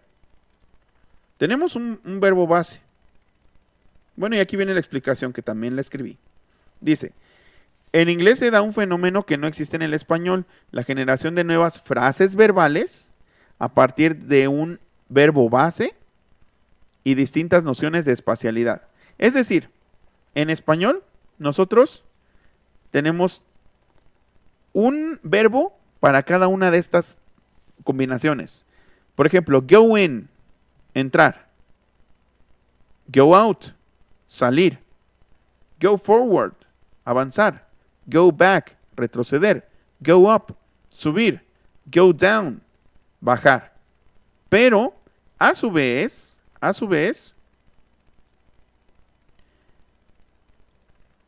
otra cosa interesante es que esto cambia con respecto al punto de vista del hablante. ¿Por qué? Fíjense bien. Voy a cambiar el verbo go por el verbo come. Porque yo podría decir go si yo no estoy. Si ese no es mi punto de vista como hablante. Pero, ahora, por ejemplo, come in es porque yo estoy adentro. Come out es porque yo estoy afuera. Come back es regrésate, pero para donde yo estoy. Come forward es avanza, pero para donde yo estoy. Come down es baja, pero para donde yo estoy. Come up es sube, pero para donde yo estoy. ¿Ya vieron? Entonces, tenemos aquí por lo menos, ¿cuántas combinaciones? 1, 2, 3, 4, 5, 6. Bueno, pues tenemos 6 verbos que entran en el diccionario. Pero estas combinaciones, estos que se les llama en inglés phrasal verbs, no aparecen en el diccionario. Aparece nada más come. Pero no aparece come in, come out, come down, come up, come forward, come back. No aparecen. Entonces, por eso es que los diccionarios de inglés tienen menos palabras. Pero los diccionarios de... sí es cierto, dice gown, ¿verdad? Gown. Gown es vestido de novia. Tienes razón, mi Toyos. Qué bueno que me hiciste la observación. Entonces, estos son los trucos, digamos, que tiene el inglés para que con menos palabras exprese todo. Y el truco está en los verbos, no tanto en los adjetivos, sino en los verbos. Así es como el inglés hace eficiente, digamos, su comunicación teniendo un léxico menor, teniendo un léxico menos amplio. Pero ese léxico menos amplio no quiere decir que, ¿cómo se dice tal cosa en tu idioma? No sé, no tenemos palabra para eso. No, sí la tienes, al contrario, tienes dos. O sea, para expresar eso, tienes dos palabras y nosotros nomás tenemos una. Pero aquí cambia con respecto a, les digo, al punto de vista del hablante. Eso es bien interesante, por eso puse este ejemplo, porque no es lo mismo come in que go in. Si yo digo go in, es métete, pero yo estoy afuera. Si digo go out, es salte y yo estoy probablemente adentro. Entonces, es muy interesante esta parte. Es muy, muy, muy interesante. Ya está bien frío el café. Bueno, entonces vamos a ver otra cosa. ¿Cómo se determina el parentesco entre las lenguas? Con los cognados, que son palabras que tienen una morfología semejante en dos idiomas comparados. Se recoge un corpus es un grupo de muchas palabras. Se recoge un corpus de dos o más lenguas y la cantidad de coincidencias entre las palabras permite saber si las lenguas están emparentadas o si solo han tomado préstamos entre sí. ¿Por qué? Porque, por ejemplo, así como nosotros, los préstamos es muy común que suceda, que si ya funciona en la lengua de origen, como dicen los gringos, if it isn't broken, don't fix it. Si no está roto, no lo arregles. O sea, nosotros preferimos decir que le vamos a poner un timer en vez de decir un temporizador. Nosotros preferimos comernos un sándwich que un emparedado. Nosotros preferimos comernos una baguette que un virote relleno. Nosotros, por decir, preferimos, bueno, ya me entendieron, ¿no? Ya me entendieron. Esos son los préstamos. Cuando un préstamo es eficiente en una lengua, o sea, cuando el término que viene de otra lengua es eficiente en la tuya, ya ni moverle, nada más lo adaptas a tu morfología. Y nosotros nos está pasando mucho con la tecnología, precisamente. Nos está pasando mucho como lo de stalkear, como como el mouse, por ejemplo, el mouse. Como, por ejemplo, hay gente que al micrófono ya no le dice micrófono, sino dice el mic. Como, por ejemplo, ya hay gente que dice tu guacho. Dice, mira este guacho. Entonces, un loan. Sí, exactamente, un loan, un préstamo. Entonces, mucha gente sobre todo en décadas pasadas, decían, qué feo, está valiendo gorro el español, porque se está destruyendo, lo están destruyendo con tanto anglicismo, con tantas palabras en inglés. Pero, pues en realidad, así son los préstamos, porque si dos, pues digamos, lenguas que tienen su propia tradición, que son hegemónicas, dice Rubén Flex, you need a Mac warmer. I have one, and it works great. Thank you, I will try it.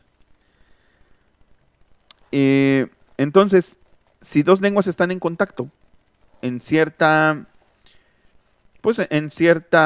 digamos, realidad que las pone así en contacto, pues va a ser bien eficiente que si el término suena bien a lo mejor y que funciona bien, que todos lo entienden, entonces lo van a agarrar.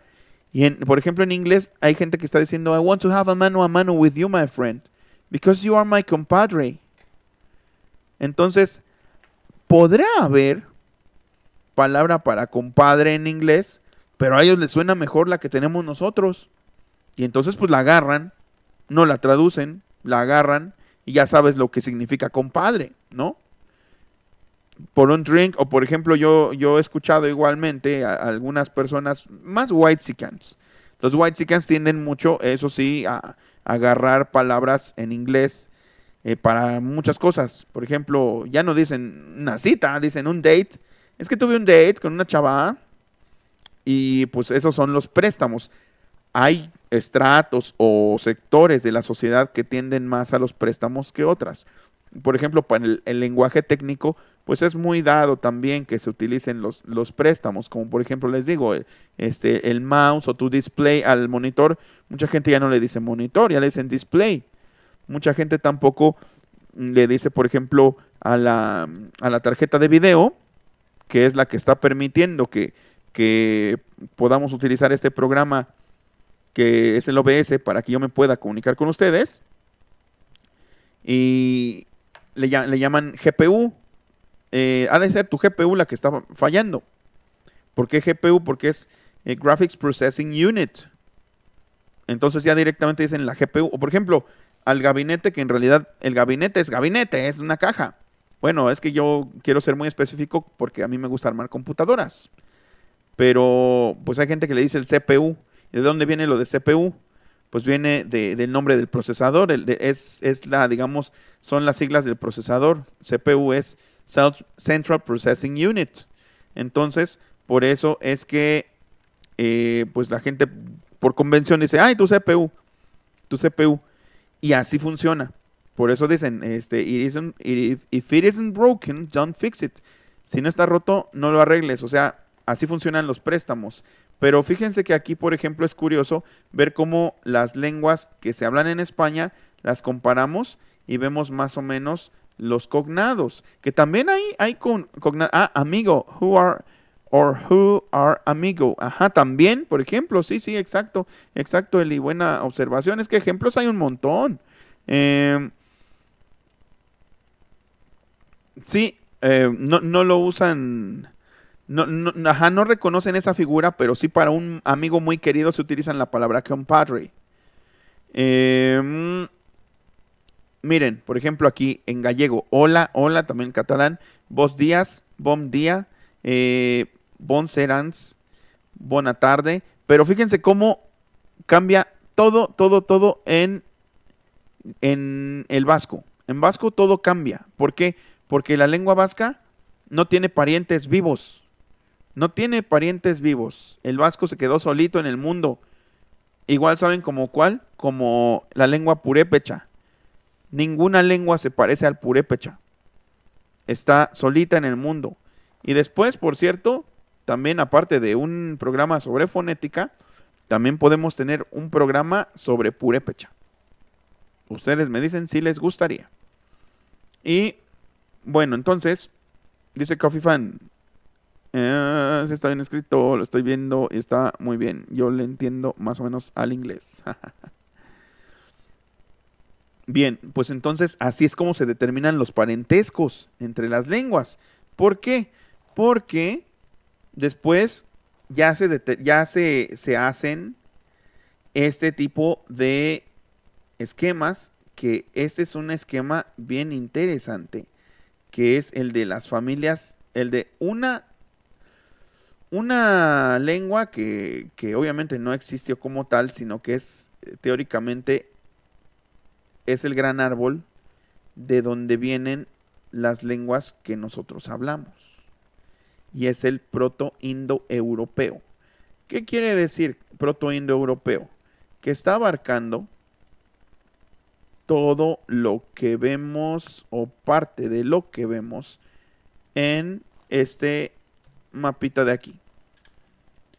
Significa que las lenguas que se hablan desde Rusia, pasando por la India, pero sin pasar por Arabia, ni por China, ni por toda esta parte, porque esas son de otra familia, pero sí abarcando todo esto y hasta Portugal, digamos, desde Vladivostok hasta Lisboa.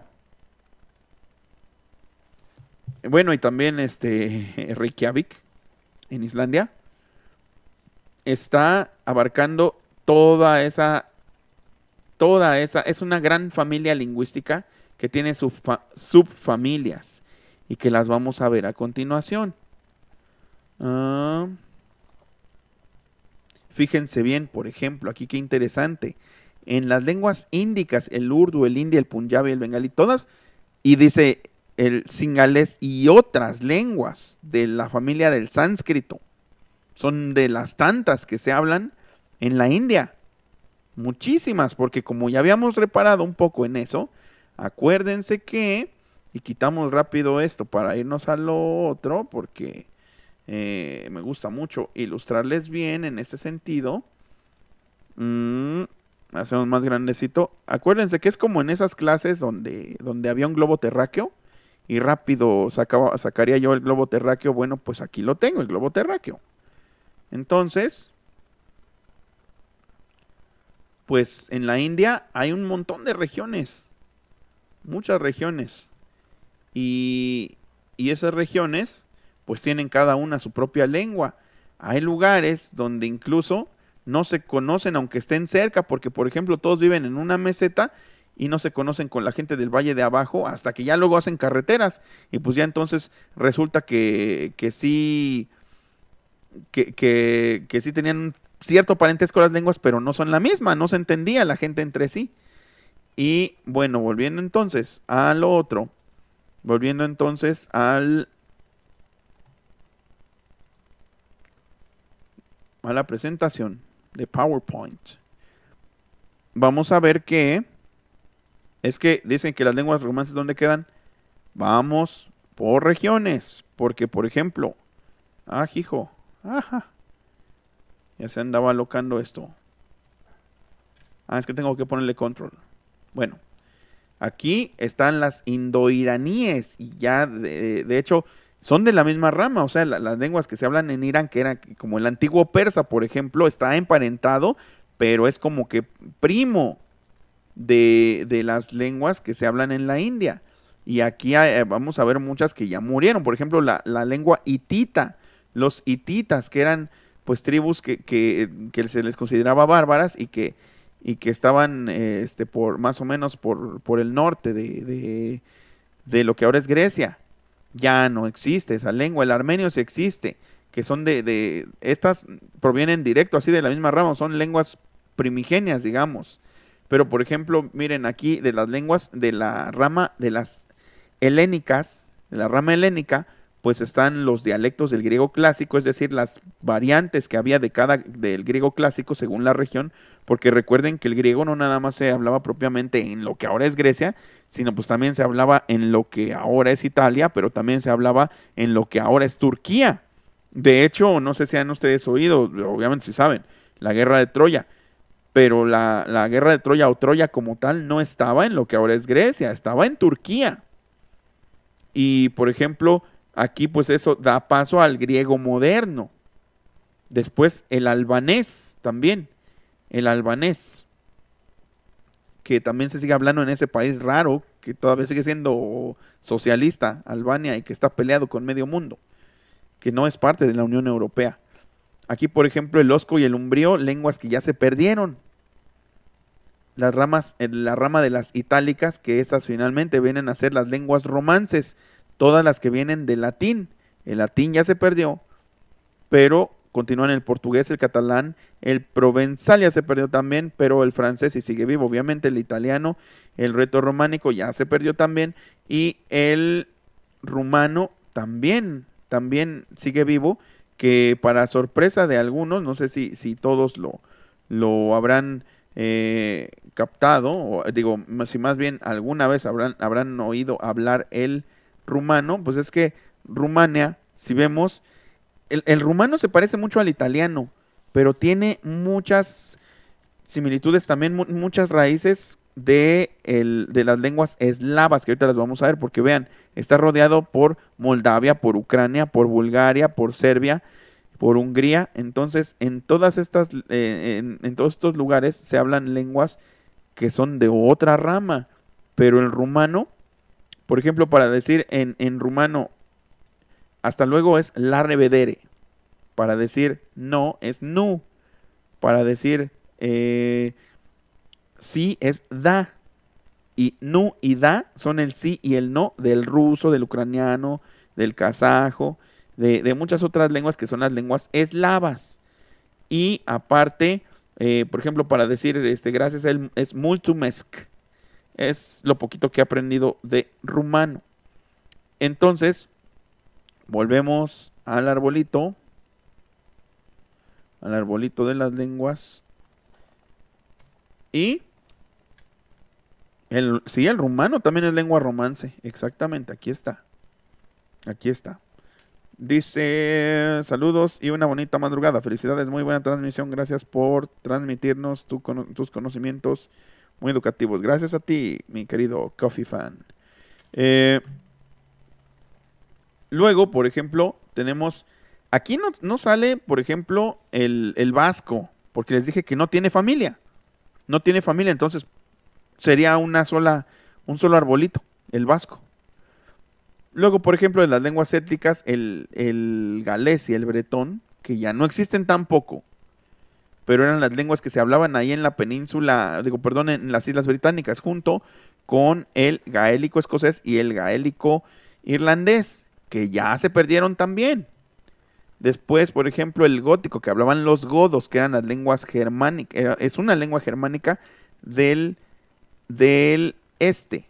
Y las del oeste, todas las demás, son todas estas, que son, fíjense, las lenguas nórdicas, las lenguas germánicas del norte, que son el islandés, el noruego, el sueco, el danés, el inglés, también tenemos el frisio, el holandés, el flamenco y el afrikaans. El afrikaans es una lengua híbrida pero esa se habla en Sudáfrica, porque allá obviamente pues se combinó el alemán, el holandés, porque los holandeses conquistaron, digamos, colonizaron Sudáfrica, aparte de los ingleses en otro momento, y pues entonces las lenguas autóctonas de ahí, que serían, por ejemplo, como, pues hay un montón, pero está, por ejemplo, el bantú, el zulú y el suajili, entre muchas otras, se combinaron con el holandés e hicieron el afrikaans. Tenemos también, por ejemplo, el bajo alemán, el alemán medio y finalmente el alemán moderno o alto alemán. También, por ejemplo, tenemos aquí pues el inglés, que les digo, viene directamente de las ramas germánicas y aquí se encuentra. El sueco, el danés, el islandés, que viene por acá, que es una lengua apartada, pero que sí tiene raíces que se parecen a las lenguas nórdicas. Y después las baltoeslavas, están las del Báltico, que son el antiguo prusiano, que Prusia era un reino antiguo también de lo que ahora es Alemania, que de hecho por eso el Borussia Dortmund, de ahí viene su nombre, de Borussia es Prusia. El lituano y el letón, esas son las lenguas baltoeslavas, digamos, más bien de las lenguas baltoeslavas son las lenguas del Báltico. Después de las eslavas tenemos las del oeste, que son el polaco, el eslovaco y el checo.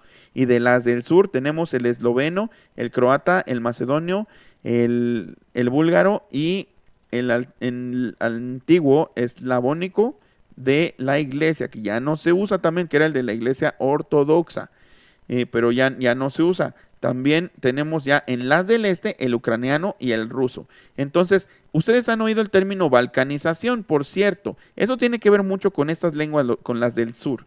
¿Por qué? Porque tenemos el esloveno, el serbo-croata, el macedonio, el búlgaro. Entonces, fíjense y volvemos ahora de nuevo a nuestro mapita. Nada más déjenme acomodarlo por acá. Fíjense que en esta región de la península de los Balcanes, en esta parte, déjenme ver, aquí está el Google Earth, en esta parte que tenemos aquí, había varios países que estaban puestos a la fuerza entre sí, estaban, digamos pues formando un solo país que era Yugoslavia, que estaban Kosovo, estaba Macedonia, estaba Serbia, estaba Bosnia-Herzegovina, estaba Croacia y estaba también Montenegro. Pero resulta que nadie se quería porque sí había diferencias lingüísticas y diferencias raciales entre sí, que nosotros si vemos, por decir, un macedonio y un serbio, pues decimos, pues están igualitos, ¿no? Ustedes viven juntos, son hasta primos. Pues resulta que no se querían entre sí, y entonces pues hicieron la famosa guerra de los Balcanes, y como en esos países las fronteras ni siquiera estaban definidas, porque pues realmente nada más eran estados de Yugoslavia. Entonces se hizo la guerra en las calles, horrible, con ametralladoras, con pistolas, horrible, todos para quererse diferenciar y buscar cada quien su independencia.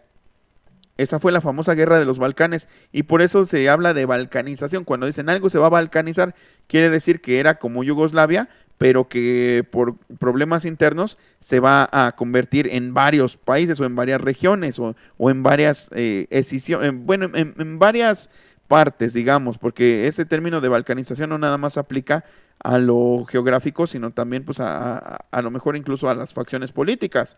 Entonces, pues finalmente ahora tenemos Kosovo, Serbia, Montenegro, Bosnia y Herzegovina, Croacia y Eslovenia. Hay Macedonia también. Y entonces, pues, por ejemplo, los únicos que comparten lengua son Croacia y Serbia, y son el serbo-croata. Pero aún así no son el mismo país. Aún así son cada quien un país independiente. Entonces, esa es la famosa balcanización. Y por eso tenemos aquí bien especificado, volvemos a la presentación, por eso tenemos aquí bien especificado que las lenguas que son eslavas, que por cierto se llaman eslavas porque slavo o slovo significa palabra en ruso. Entonces por eso se llaman así, eslavas, porque ellos lo digamos, pues interiorizan de esa forma, que hablar o que la lengua es el hablar, ¿no? Es la palabra. Y dice, a ver qué me dice aquí, Toyos, se dice que hombre entró en América por el estrecho de Bering hace más de 10,000 años. Imagino que en esas épocas ya traían sus lenguas, claro, pero se han perdido en el tiempo y como no hay registro, como eran lenguas ágrafas, entonces ya no hay manera de saber. Probablemente las lenguas que traían ahí se quedaron en Alaska y en Canadá, en todos esos lugares, que son las lenguas algonquinas, que son las lenguas que hablan los esquimales y los pueblos originarios del norte de Estados Unidos y los de Canadá. Y que también muchas de esas, pues muchos esquimales, así ellos viven algunos del lado de Alaska y otros viven del lado de Siberia. Son los mismos, es la misma cultura. Entonces, pues sí, yo creo que algunas de esas lenguas pues todavía se pueden ver, se pueden escuchar más bien en esos lugares. Y fíjense que es algo bien, bien, bien interesante, porque nosotros pues no dimensionamos la cantidad de matices que puede tener una lengua para expresar un cierto concepto, una cierta noción. Pero para que se den una idea, y eso como que es un tópico también, así muy sobado, pero que nos lo enseñan siempre en lingüística, es que los esquimales, en sus lenguas algonquinas, ellos tienen, que todo esto está poblado, todo esto está poblado, todas estas partes están pobladas, pero que ellos tienen como unas 20 palabras para definir matices de blanco o para definir matices de nieve. Y pues nosotros nomás, por ejemplo, si nos enseñan un paisaje de la tundra, pues decimos, ahí está todo blanco. ¿De qué color es blanco? Ellos van a decir, no, mijo, hay blanco tal, blanco tal, blanco tal, blanco tal, blanco tal. Entonces, fíjense, nosotros podríamos decir, el blanco es blanco y se acabó. Y sin embargo, pues para ellos que viven en una realidad donde la nieve está siempre presente, pues entonces no hay esa restricción. Digamos que ellos tienen que ser muy específicos, porque si ven blanco todo el día, pues ya le encontraron, ellos tienen más ojo, y ese ojo que han desarrollado, o esa capacidad de distinguir matices de blanco, pues se hace patente en su lengua. Entonces eso es algo muy, muy interesante que también, que les digo, está presente en esas lenguas. Que por ejemplo nosotros a lo mejor así tenemos de matices para algo que está picoso o menos picoso, ¿no? No sé, es como cuando nos dicen chile piquín, del que pica o del que no pica. Para una persona que no está acostumbrada a comer chile, el que para nosotros no pica ha de ser un infierno. Y sin embargo, nosotros tenemos como que umbrales. Dice, ¿por qué las letras en turco se pronuncian igual que el español? Pues es una particularidad, porque alrededor del mundo, pues cada sociedad o cada pueblo, pues ha ido desarrollando alguna fonética muy propia. La fonética, la forma en que pronuncias las palabras de tu idioma, tiene que ver con un montón de cosas, tiene que ver con la región, tiene que ver con el clima, tiene que ver con el desarrollo histórico, con un montón de cosas. Entonces, pues, por eso es que de hecho, pues cada idioma se pronuncia, cada idioma más bien tiene su propio dialecto distintivo, ¿no? Por ejemplo, en el Caribe no dicen este Puerto Rico, dicen Puerto Rico, por ejemplo. No dicen tampoco em, por ejemplo, no dicen Leobardo, dicen Leobaldo, un cordel, me voy a amarrar a un cordel. Entonces, pues es muy, muy particular de cada región. El árabe y el turco, cuando dicen la turca, que la mía es árabe, no entran en ese arbolito porque son parte de otra familia lingüística que, por ejemplo, con ella está relacionada el árabe magrebí, el árabe argelino, el árabe egipcio, por ejemplo, el árabe de, bueno, o más bien no el árabe ya propiamente, sino el kazajo, o sea, perdón, el kazajo, el afgano, por ejemplo, que se habla acá. O sea, ya son muchas otras ramas en muchas otras familias. Hay otra familia que es la de las lenguas asiáticas más orientales, donde está, por ejemplo, todos los dialectos del chino. También está el coreano, también está el japonés, el vietnamita y todas las demás lenguas que se hablan en esta región. Y hay otra familia que son las islas del sur, ¿no? Las de Polinesia, las de Micronesia, Indonesia también. Y por supuesto que hay una familia también de las lenguas, o varias, perdón, un árbol donde vienen varias familias de las lenguas mexicanas, de las lenguas originarias de México. Entonces, pues así es como va variando digamos, panorama de las lenguas y por eso nos remitimos a eso para ilustrar mejor las diferencias entre el inglés y el español. Y pues esa fue entonces, ha sido nuestra clase de hoy en esta modalidad que la llamé tu profe de lingüística, porque pues esos aspectos no es muy común que los aprendamos, pero pues es siempre bueno traerlos a colación. Así que pues ustedes me dirán qué les pareció esta pequeña clase y pues ya estarán igual y dejándome sus dudas, dice Rebeca Galán. Gusto en verte, yo nunca he podido aprender inglés, he ido a muchos cursos y parece que aprendo y después se me olvida y tengo que empezar de nuevo. Bueno, es que depende de la metodología, depende del abordaje, depende de quién te lo enseñe también.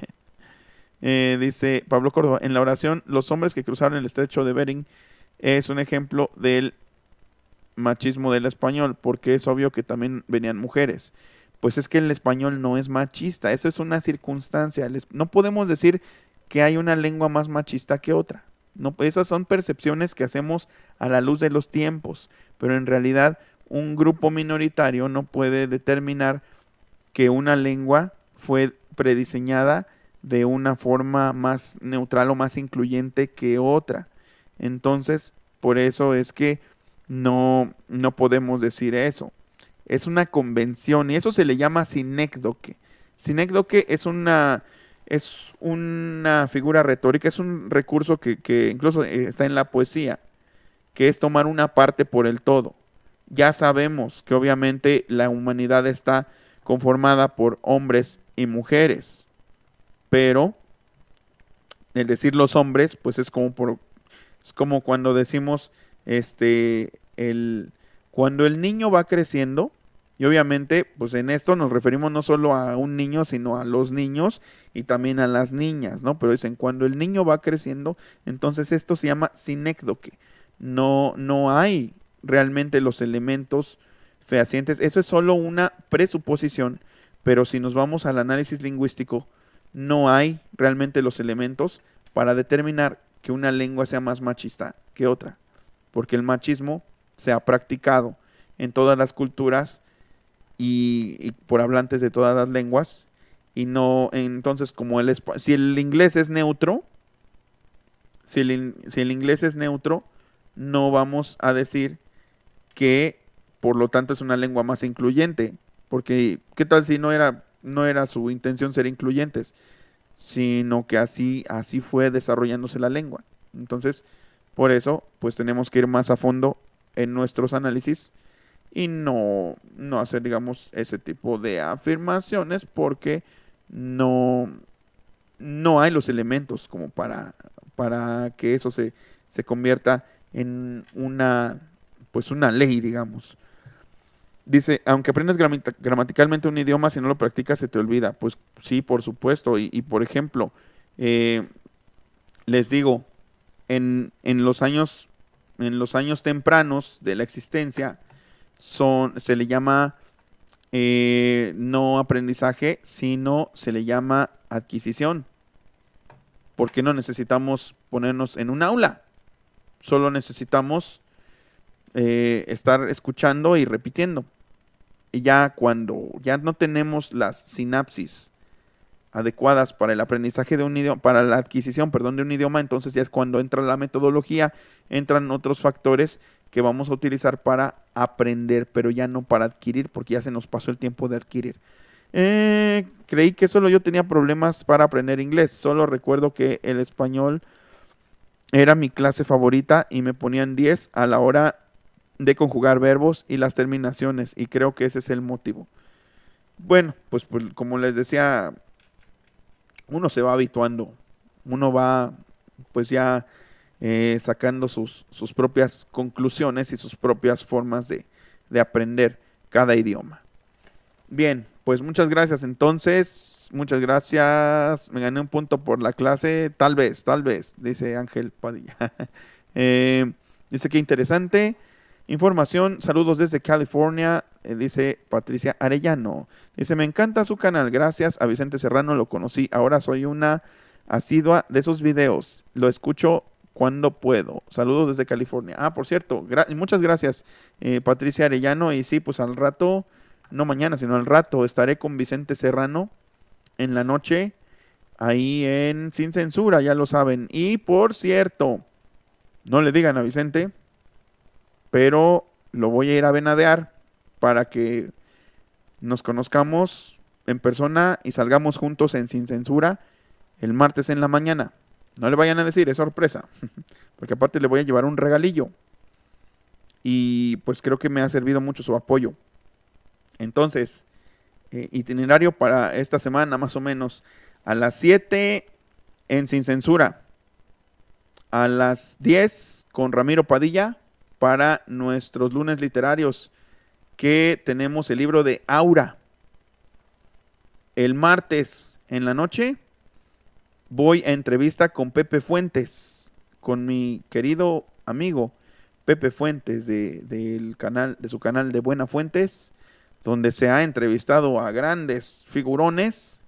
Pues voy a ser entrevistado por él, así que dado el nivel de las personas que han estado ahí, creo que es un honor.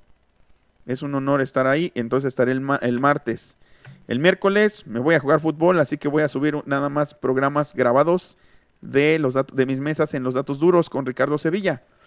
Y después el jueves voy a estar en la noche con con las maestras de Izquierda de Nacimiento y con Fran Toyos. Vamos a estar en vivo. Y posteriormente, terminando ese programa, tenemos un recital nocturno con Pablo Aldaco. Vamos a tocar canciones de Joaquín Sabina. Tenemos un recital en vivo de Joaquín Sabina. Y pues eso es lo que hay hasta ahora. Como bien dice Jen, muchas gracias. Somos Botas Negras. Que no se les olvide. No se les olvide seguir apoyando al canal como lo han hecho hasta ahora. Y muchas gracias porque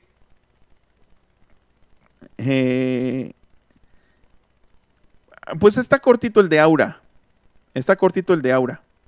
Sí, perdón porque se me pasó decirles antes, pero sí. Es que estábamos definiendo si Aura o las batallas en el desierto.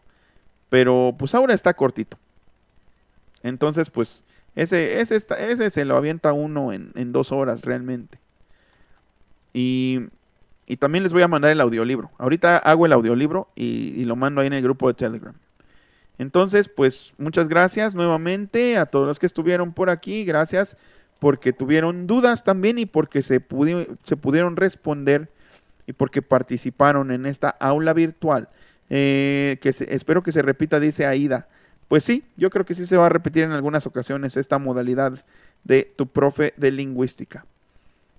Entonces, pues cuídense mucho, muy buenas noches, muchas gracias. Ya avisé más o menos cómo va a estar la semana. Y pues, gracias Patricia Arellano, muchas gracias. Compártanlo, por favor. Compártanlo y pues estaremos haciendo muchos más. Ya saben que hubo aulas sobre periodismo y también habrá aulas sobre lingüística, porque pues tengo que aprovechar eso de haber estudiado 2 carreras. A estas alturas no sé si fue un error o un acierto, pero ni modo, pues ya aprendí las cosas y ahora a compartirlas, que eso sí es mi obligación. Así que pues nuevamente muchísimas gracias a todos los que estuvieron por aquí y pues nos despedimos. Nos vemos en Sin Censura a las 7, no lo olviden, y a las 10 con Ramiro Padilla para hablar sobre el libro Aura de Carlos Fuentes. Muchísimas gracias a todos y muy buenas noches.